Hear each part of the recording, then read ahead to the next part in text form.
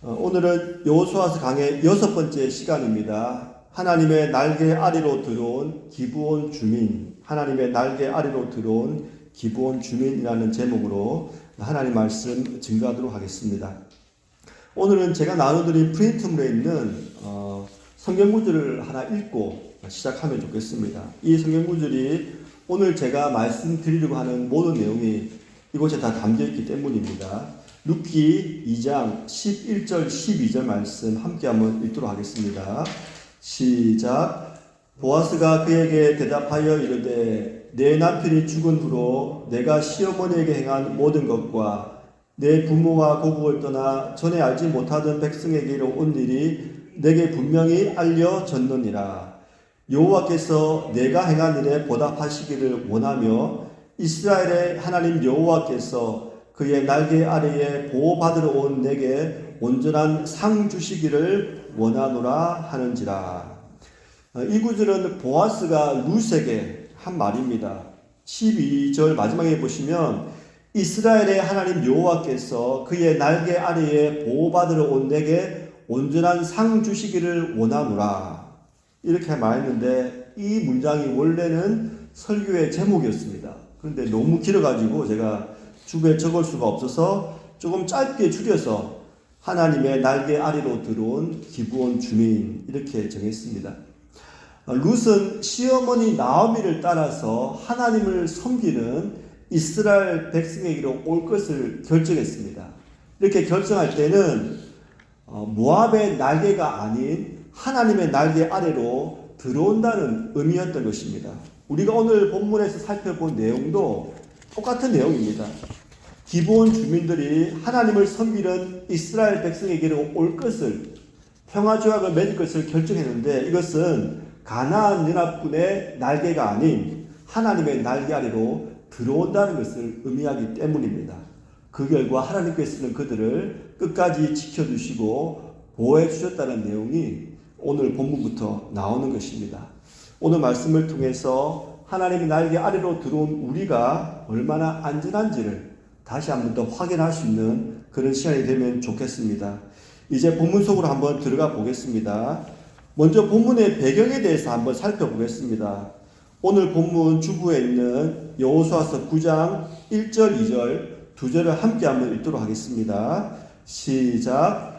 이 일 후에 요단 서쪽 산지와 평지와 레바논 앞 대연안에 있는 헷사람과 아모리 사람과 가나안 사람과 브리스 사람과 히위 사람과 여부수 사람의 모든 왕들이 이 일을 듣고 모여서 일심으로 여호수아와 이스라엘에 맞서서 싸우려 하더라. 여기서 이 일이라는 것은 우리가 지금까지 살펴본 내용입니다. 여리고 전투와 아이 전투에서 가나안 족속들이 대패한 것, 그 일을 듣고 그들이 어떤 행동을 이제 취하게 된 것입니다. 우리가 아이 전투가 패한 내용을 왜 읽지는 않았는데 그 내용이 오늘 본문 바로 앞에 있는 여호수아서 8장에 나와 있습니다. 그 이야기를 간단하게만 정리하고 넘어가면 좋겠습니다. 제가 한번 프린트물 여호수아서 8장 1절 2절을 제가 한번 읽어드리겠습니다. 여호와께서 여호수아에게 이르시되 두려워하지 말라 놀라지 말라 군사를 다 거느리고 일어나 아이로 올라가라. 보라 내가 아이 왕과 그의 백성과 그의 성읍과 그의 땅을 다 내 손에 넘겨주었으니 너는 여리고와 그 왕에게 행한 것 같이 아이와 그 왕에게 행하되 오직 거기서 탈취할 물건과 가축은 스스로 가지라. 너는 아이 성 뒤에 복병을 둘지니라 하시니. 그러니까 하나님께서 여호수아에게 여리고 전투와 마찬가지로 아이 성을 어떻게 정복할 수 있는지 그 전략을 짜주신 것입니다. 2절에 보시면 마지막에 이렇게 되어 있지요. 너는 아이 성 뒤에 복병을 둘지니라. 하나님의 지시로 여호수아가 아이 성 뒤에 북쪽에 3만 명의 군사를 매복시킵니다. 그리고 서쪽에 5천 명의 군사를 매복시킵니다. 그리고 여호수아와 그를 따르는 몇몇 군사들은 아이 군대와 전투를 벌이게 되는 것입니다. 전투를 벌이다가 패한 척하면서 도망을 가게 되는데 그때 아이성 안에 있는 이 아이 군대가 밖으로 쫓아서 여호수아를 잡으러 나오게 되는 것입니다. 그때 북쪽과 서쪽에 매복되어 있는 그런 이스라엘의 군사들이 성 안으로 들어가면서 그 전쟁은 이제 끝나게 되는 것입니다. 그 내용이 8장에 나와 있습니다. 다시 오늘 본문으로 돌아가 보겠습니다. 9장 1절로 돌아가 보면은 여리고 전투와 아이 전투에서 가나안 사람들이 크게 패한 후에 가나안 지역의 왕들이 모여서 연합군을 결성하고자 했습니다.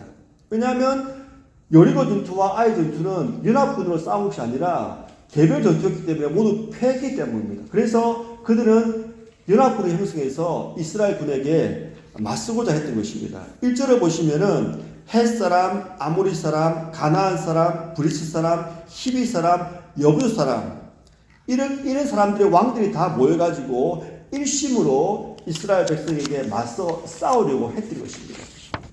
그런데 그런 분위기 속에서 히비 사람이었던 기브온 주민들은 다른 선택을 했습니다. 이스라엘 백성에게 맞서서 싸우지 않고 그들과 평화 조약을 맺으려고 했던 것입니다. 그 내용이 오늘 본문 3, 4, 5, 6절에 나와 있습니다. 우리 한번 같이 한번 읽도록 하겠습니다. 시작. 기브온 주민들이 여호수아가 여리고와 아이에 행한 일을 듣고 꾀를 내어 사신의 모양을 꾸미되어 헤어진 전대와 헤어지고 찢어져서 기운 가죽 포도주 부대를 나귀에 싣고 그 발에는 낡아서 기운 신을 신고 낡은 옷을 입고 다 마르고 곰팡이가 난 떡을 준비하고 그들의 길갈 진영으로 가서 여호수아에게 이르러 그와 이스라엘 사람들에게 이르되 우리는 먼 나라에서 왔나이다. 이제 우리와 조약을 맺읍시다. 여기 보시면 한글 성경에는 빠져 있는데 히브리 원어에서 있는 접속사가 하나 있습니다. 그것이 뭐냐면 3절 앞에 그러나입니다. 가나안의 왕들이 모여서 연합군을 형성해서 이스라엘과 맞서 싸우려고 했는데 그러나 기브온 주민들은 이스라엘 백성들과 평화 조약을 맺으려고 꾀를 내어서 이렇게 꾸몄다고 말하고 있는 것입니다. 기브온 주민들은 여리고 전투와 아이 전투에 대한 소식을 들었습니다. 그리고 그들은 하나님께서 요단강을 말리시고 모세 때에는 호계를 가르시고 그리고 요단 동편의 왕들도 다 물리친 것을 들었던 것입니다.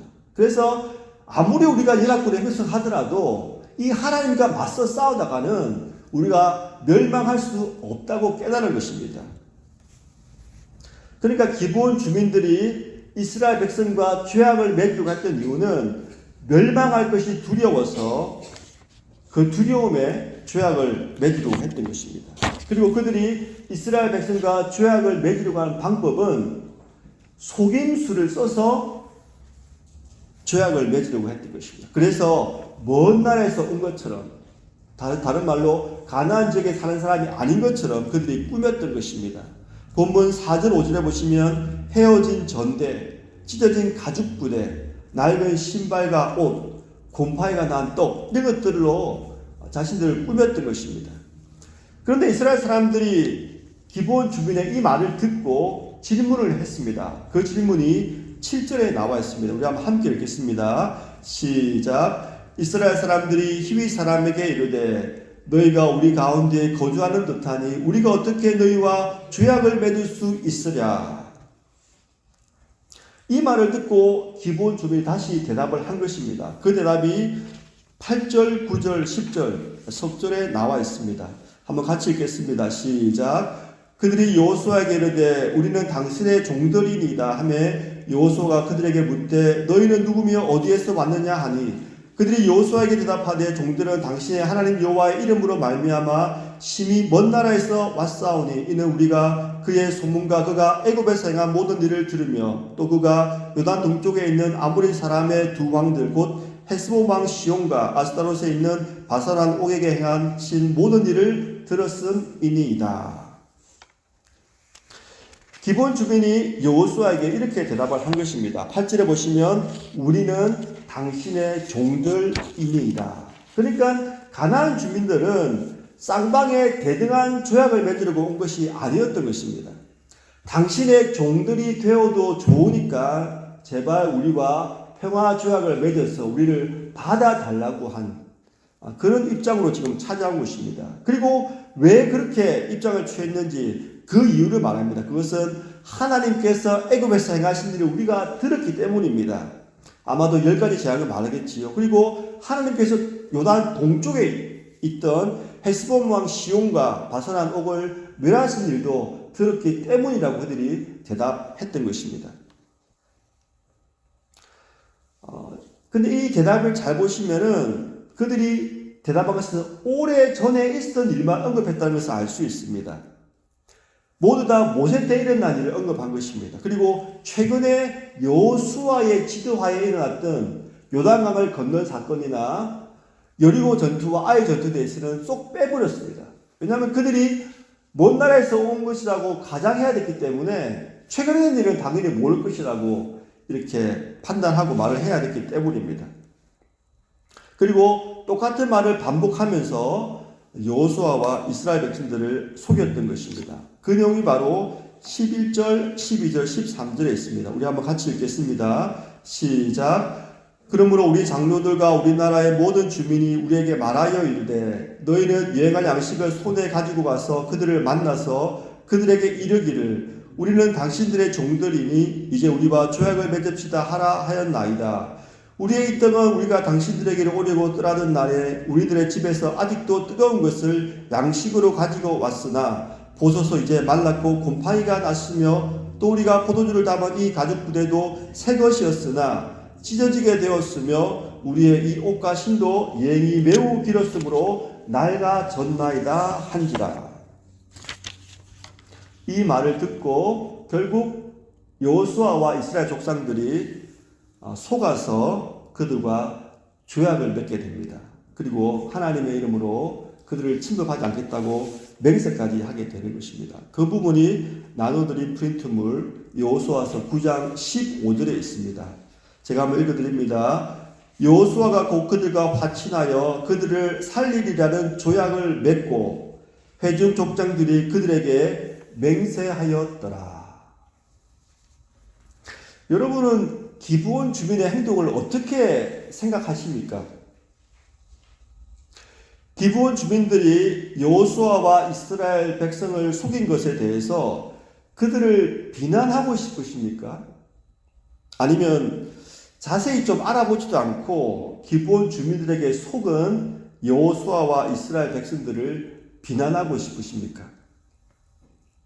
저는 이 이야기를 읽으면서 예수님께서 하신 말씀이 하나 생각났습니다. 그 말씀이 누가복음 16장 1절로 8절에 있는 말씀인데 제가 한번 읽어드리겠습니다. 여러분이 잘 아는 내용입니다. 또한 제자들에게 이르시되 어떤 부자가 청지기가 있는데 그가 주인의 소유를 낭비한다는 말이 그 주인에게 들린지라.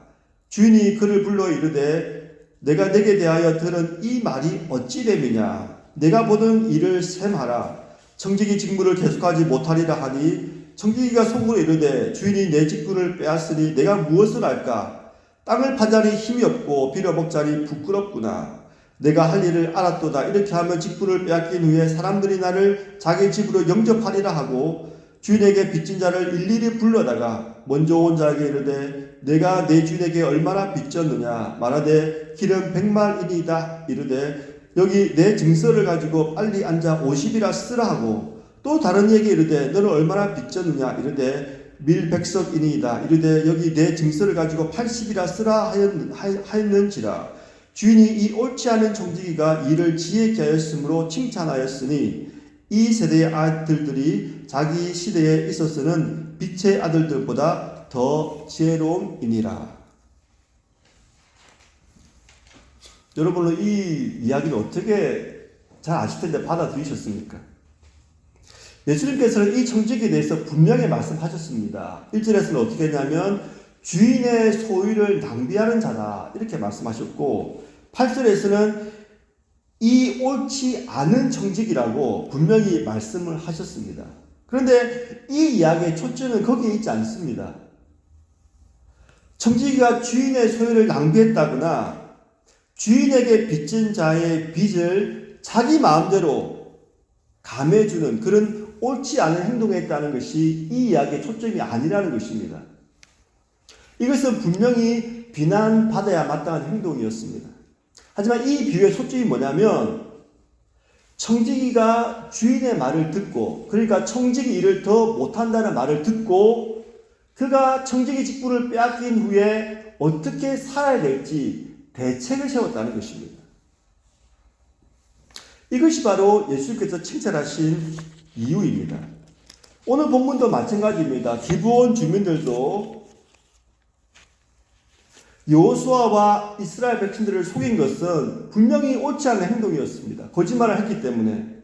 그럼에도 불구하고 그들이 칭찬받을 수 있는 이유는 그들이 멸망당하기 전에 미리 준비를 했다는 것입니다. 만약 그들이 아무 일도 하지 않고 가만히 있었다면 곧 며칠 후에 여리고 전투와 아이 전투에서처럼 여호수아와 이스라엘 백성들이 기브온에 들어와서 그들을 멸망시켰을 것입니다. 그런데 기브온 주민들은 이스라엘의 공격을 받기 전에 비록 두려움이 동기가 되었고 속임수가 방법이 되었지만 미리 준비해서 구원을 받을 수 있었다는 것입니다. 이것이 이 이야기의 핵심입니다. 이것은 우리도 마찬가지입니다. 우리도 두려움이 되어 예수님을 믿든지 아니면 속임수가 방법이 되어서 예수를 믿든지 상관없이 하나님의 심판이 있기 전에 미리 준비를 해야 된다는 것입니다. 물론 우리가 처한 환경, 이 미국 땅에서는 우리가 속임수를 써서 예수님을 믿을 필요는 없을 것입니다. 하지만 기독교를 불법 종교라고 규정하는 나라, 예를 들면은 북한의 지하교회 성도님들, 그리고 이슬람교에서 살고 있는 그리스도인들은 정부 당국을 속여서라도 그들이 예수님을 믿고 장차 다가올 하나님의 심판을 준비해야 한다는 것입니다. 그리고 이것이 바로 예수님께서 칭찬하시는 지혜로운 사람의 모습이라는 것입니다. 그런데 이 이야기는 여기서 끝나지 않습니다. 기브온 주민들의 이스라엘 백성과 조약을 맺자 그들은 멸망으로부터 구원받았을 뿐만 아니라 하나님의 날개 아래로 들어가게 된 것입니다. 그래서 하나님으로부터 영원한 보호를 받을 수 있게 된 것입니다. 제가 대표적인 사건 두 가지를 말씀드리고자 합니다. 첫 번째는 하나님과 맺은 언약은 영원한 언약이라는 것입니다. 기브온 주민들의 여호수아와 이스라엘 백성들을 속인 것은 불과 사흘 만에 발각이 되고 말았습니다. 나눠드린 프린트물 여호수아서 9장 16절, 18절을 한번 제가 읽어드리겠습니다. 그들과 조약을 맺은 후 사흘이 지났어야 그들이 이웃에서 자기들 중에 거주한 자들이라 함을 들으니라. 그러나 회중 족장들이 이스라엘 하나님 여호와로 그들에게 맹세했기 때문에 이스라엘 자손이 그들을 치지 못한지라. 그러므로 회중이 다 그 족장들을 원망하니. 여기서 중요한 말씀은 하나님 여호와로 그들에게 맹세했기 때문에 이스라엘 자손들이 그들을 치지 못했다는 말씀입니다. 여호수아와 이스라엘 족장들은 기브온 주민들의 꾀에 속아서 평화 조약을 맺는 첫 번째 실수는 저질렀습니다. 하지만 하나님의 이름으로 맹세한 조약을 파기하는 두 번째 실수는 저지르지 않았다는 것입니다. 그래서 여호수아는 기브온 주민들을 죽이지 못하게 했고 그들을 여호와의 제단을 섬기는 사람으로 그들을 세웠던 것입니다. 그 내용이 여호수아서 9장 26절, 27절에 나와 있습니다. 함께 한번 보겠습니다. 시작. 여호수아가 곧 그대로 그들에게 행하여 그들을 이스라엘 자손의 손에서 건져서 죽이지 못하게 하니라. 그날에 여호수아가 그들을 여호와께서 택하신 곳에서 회중을 위하며 여호와의 제단을 위하여 나무를 패며 물을 빚는 자들로 삼았더니 오늘까지 이르니라. 그런데 약 400년 후에 여호와의 이름으로 맹세한 이 조약을 이스라엘 편에서 파기하는 일이 일어났습니다. 그 결과 다윗 때에 3년 동안 연속으로 그 땅에 기근이 들었던 것입니다. 이스라엘같이 광수량이 적은 나라에서 3년 연속으로 기근이 들었다는 것은 굉장히 심각한 상황이라는 것을 우리가 알 필요가 있습니다.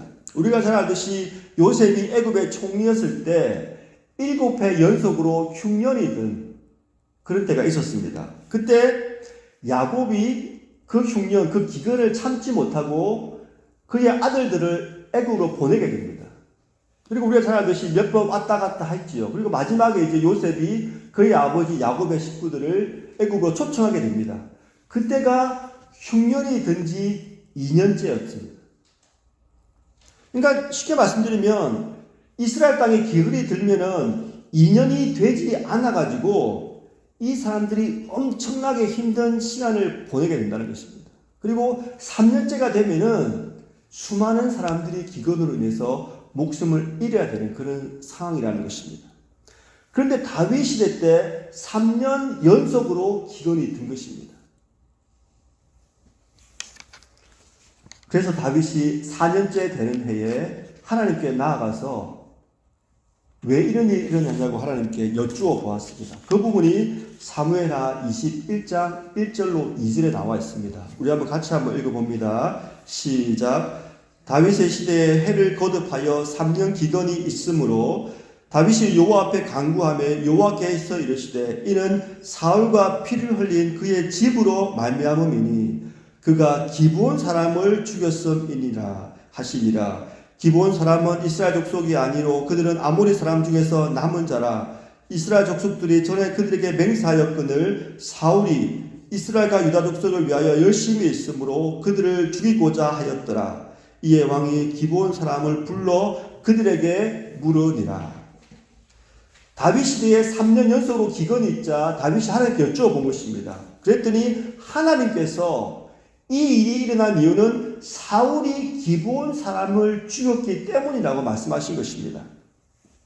1절에 보시면은 이는 사울과 피를 흘린 그의 집으로 말미암음이니.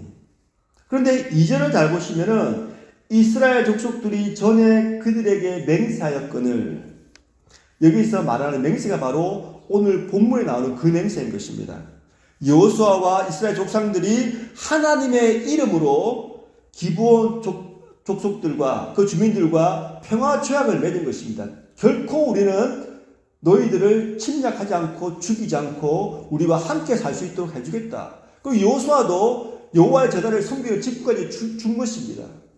하지만 400년이 지난 다음에 사울이 엉뚱한 열심을 낸 것입니다. 2절에 보시면 이렇게 기록되어 있지요. 사울이 이스라엘과 유다 족속을 위하여 열심히 있으므로 그들을 죽이고자 하였더라. 이스라엘과 유다 족속을 위한 열심, 이것이 무엇을 말할까요? 이 말은 야곱의 12지파의 후손이 아닌 다른 이방인으로 이스라엘 안으로 들어온 사람들을 다 쫓아내려고 했던 것입니다. 그러니까 순수한 야곱의 12지파로 다시 나라를 만들고자 했던 그런 지도를 했던 것입니다. 그런데 여기서는 하나님께서 출애굽부터 또 가나안 정복 또 그 모든 중간 이야기를 다 봤을 때 전혀 하나님의 뜻과는 다른 그런 내용이었던 것입니다. 그리고 급기야는 사울과 그의 집안이 기브온 사람들을 죽이는 일까지 벌였던 것입니다. 이 일로 인해서 하나님께서는 크게 진노하신 것입니다. 내가 너를 이스라엘의 왕으로 세웠는데 왜 나의 뜻을 따르지 않고 너 마음대로 이렇게 행동하느냐. 그 벌로 다윗 시대에 3년 동안 기근이 든 것이었습니다. 그러자 2절 말미에 보시면 다윗이 기브온 사람들, 남은 사람들을, 생존했던 사람들을 불러놓고 물어봅니다. 도대체 내가 너희들에게 어떻게 해줘야 되겠느냐. 그랬더니 사무엘하 21장 6절에서 다음과 같이 그들이 말한 것입니다. 자손 7사람을 우리에게 내주소서. 여호와께서 택하신 사울의 고을 기브아에서 우리가 그들을 여호와 앞에서 목매어 달겠나이다 하니 왕이 이르되 내가 내주리라 하니라. 그러니까 사울이 이미 죽고 없었습니다. 사울의 후손들 중에 7명을 우리가 죽여야겠습니다. 왜냐하면 그들도 우리를 죽였기 때문에 7명을 내어주세요. 그러자 다윗은 자신과 맹세한 요나단의 자손 머비보셋을 제외하고 사울의 자손 중에서 7명을 내주었습니다. 그러자 하나님께서 그 땅에 다시 비를 내려주신 것입니다. 우리는 이 사건을 통해서 하나님께서 400년이 지난 후에 벌어진 일에 대해서도 언약이 여전히 유효하다는 것을 가르쳐 주시는 것입니다. 그런데 이것은 400년 만이 아닙니다. 하나님의 언약은 원래 영원한 것입니다. 우리도 마찬가지시요. 우리가 예수를 믿고 하나님의 자녀가 된 것은 영원한 언약이지 오늘 하나님의 자녀가 되었다가 내일 하나님의 자녀가 안 되는 그런 것이 아니라는 것입니다. 하나님께서는 결코 우리와 맺으신 언약을 파기하지 않으신다는 것을 오늘 본문을 통하여 알 수 있습니다. 두 번째는 하나님께서 친히 그 맹세를 지키신다는 것입니다. 그 내용이 오늘 본문 그 다음 여호수아서 10장에 잘 나와 있습니다. 기브온 주민이 이스라엘 백성과 화친한 소식이 알려지자 가나안 족속 중에서 예루살렘 왕을 중심으로 다시 연합군이 형성이 되었습니다. 그리고 그 연합군은 기브온 주민들을 공격하려고 모였던 것입니다. 그 내용이 여호수아서 10장 3절 4절에 나와 있습니다. 우리 한번 같이 한번 보겠습니다. 시작. 예루살렘 왕 아도니 세덱이 헤브론 왕 호함과 아르뭇 왕 비람과 라기스 왕 아비야와 에글로 왕 드빌에게 보내어 이르되 내게로 올라와 나를 도우라. 우리가 기브온을 치자. 이는 기브온이 여호수아와 이스라엘 자손과 더불어 화친하였음이니라 하며 예루살렘 왕 아도니 세덱을 중심으로 가나안 5 왕이 연합해서 기브온을 공격하고자 군대를 모으고 진을 친 것이었습니다. 주 1세기의 유대인 역사학자 유세푸스는 이때 모인 가나안 연합군의 수를 다음과 같이 기록을 했습니다. 보병이 30만 명, 기병이 10만 명, 전차 부대가 2만 명 이렇게 기록했습니다.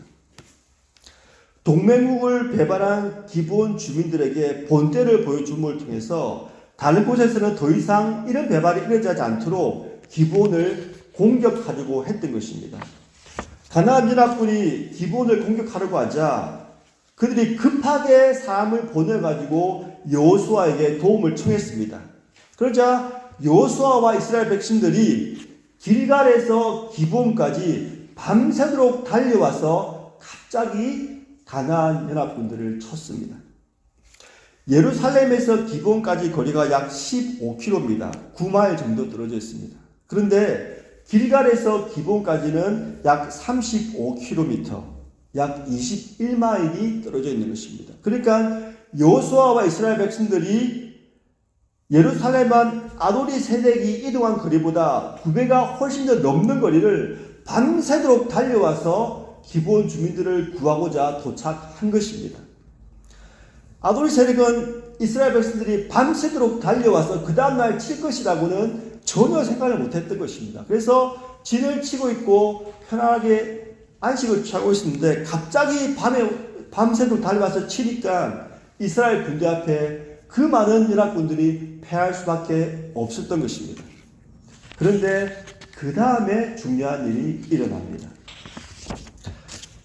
가나안 연합군이 도망을 하자 하나님께서 2가지 기적을 행하셔서 그들을 도우셨다는 것입니다. 그 첫 번째가 큰 우박을 내려가지고 도망가는 연합군들을 치신 것입니다. 그 구절이 여호수아서 10장 11절에 나와 있습니다. 함께 보겠습니다. 시작. 그들이 이스라엘 앞에서 도망하여 베트론의 비탈에서 내려갈 때에 여호와께서 하늘에서 큰 우박덩이를 아세가에 이르기까지 내리심에 그들이 죽었으니 이스라엘 자손의 칼에 죽은 자보다 우박에 죽은 자가 더 많았더라. 이스라엘 자손의 칼에 죽은 자보다 우박에 죽은 자가 더 많았더라. 이때 하나님께서 내리신 우박은 진노의 우박이었습니다. 왜냐하면 하나님의 날개 아래로 보호받으러 온 기브온 주민들을 공격한 그 사람들에게 행한 우박이었기 때문입니다. 그래서 이사야서 28장 21절에서 다음과 같이 말을 했습니다. 제가 읽어드립니다. 대저 여호와께서 브라심 산에서와 같이 일어나시며 그 다음 중요합니다. 기브온 골짜기에서와 같이 진노하사.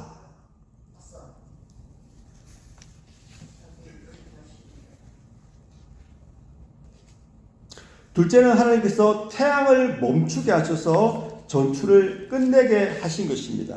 그 내용이 우리가 익히 잘 알고 있는 여호수아서 10장 12절 14절에 나와 있는 말씀입니다.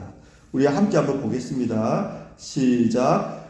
여호와께서 아모리 사람을 이스라엘 자손에게 넘겨주시던 날에 여호수아가 여호와께 아뢰어 이스라엘의 목전에서 이르되 태양아 너는 기본 위에 머무르라 달아 너도 아엘론 골짜기에서 그리할지어다 하매 태양이 머물고 달이 멈추기를 백성이 그 대적에게 원수를 갚기까지 하였느니라. 야살의 책에 태양이 중천에 머물러서 거의 종일토록 속히 내려가지 아니하였다고 기록되지 아니하였느냐. 여호와께서 사람의 목소리를 들으신 이 같은 날은 전에도 없었고 후에도 없었나니 이는 여호와께서 이스라엘을 위하여 싸우셨음이니라. 여호수아는 전쟁에서 한참 승리를 거두고 있는데 해가 이제 저물 것 같은 느낌이 든 것입니다. 그래서 전투를 여기서 끝내기 위해서 혹시나 그들이 성 안으로 들어가면 이제 전투는 장기전으로 펼쳐질 수밖에 없기 때문에 전투를 끝내기 위해서 전무후무한 기도를 드린 것입니다. 12절에 보시면 여호와께 아뢰어 태양아 너는 기본 위에 머무르라 달아 너도 아얄론 골짜기에 그리할지어다 라고 기도한 것입니다.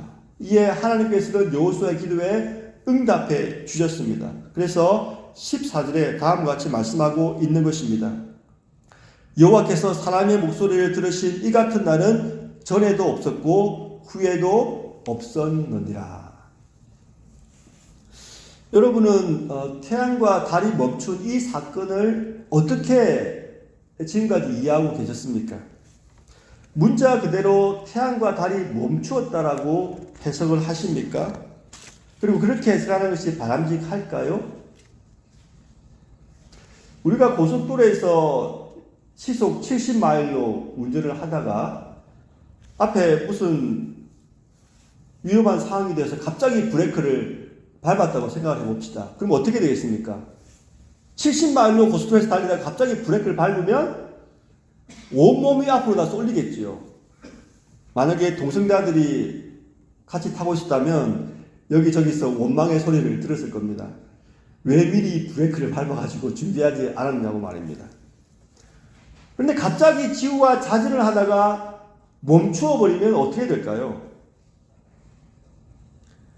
참고로 적도 부근에서는 지구의 자전 속도가 시속 70마일이 아니라 시속 1000마일이라고 합니다. 우리는 못 느끼지만 적도 부근에서는 1000마일로 지구가 자전하고 있다는 것입니다.